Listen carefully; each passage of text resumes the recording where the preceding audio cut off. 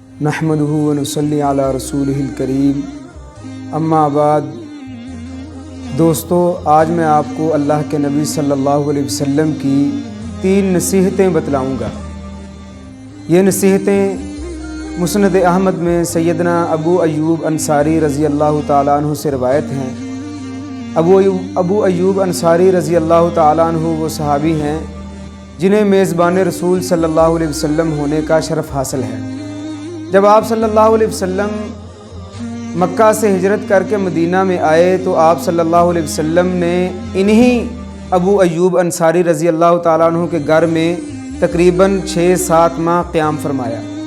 یہ ابو ایوب انصاری رضی اللہ تعالیٰ عنہ فرماتے ہیں کہ جاء رجل الی النبی صلی اللہ علیہ وسلم، ایک آدمی اللہ کے نبی صلی اللہ علیہ وسلم کی خدمت میں آیا، فقال، اور کہنے لگا، عظنی و اوجز، اے اللہ کے نبی صلی اللہ علیہ وسلم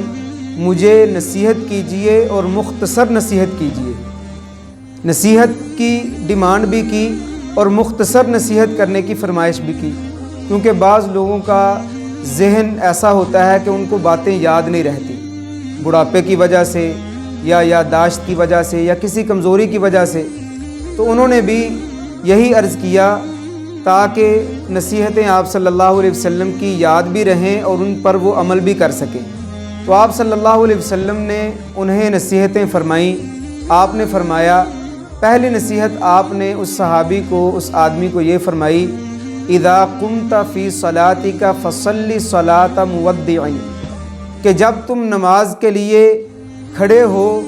تو اس طرح نماز ادا کرو گویا کہ یہ تمہاری آخری نماز ہے۔ اللہ کے نبی صلی اللہ علیہ وسلم نے آپ نماز کی اہمیت کا اندازہ لگائیں کہ سب سے پہلے آپ نے نماز کی نصیحت فرمائی اور فرمایا کہ نماز کو اس اہتمام سے ادا کرنا کہ گویا کہ یہ تمہاری آخری نماز ہو۔ الصلاۃ عماد الدین، نماز دین کا ستون ہے، پورے دین کی عمارت جو ہے وہ نماز پر قائم ہے، نماز ستون ہے۔ اگر نماز درست نہیں ہے تو سارے کے سارا دین جو ہے وہ آدمی کا درست نہیں ہو سکتا۔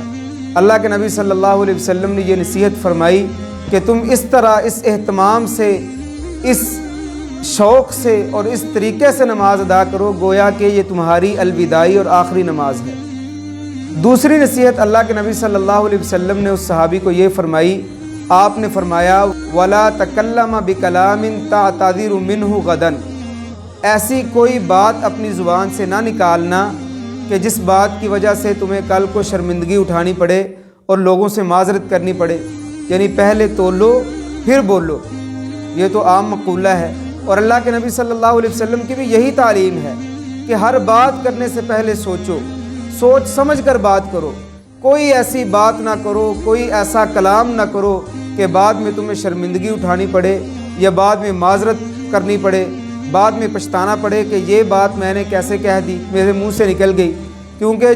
منہ سے نکلی ہوئی بات ایسے ہے جیسے کمان سے نکلا ہوا تیر ہے۔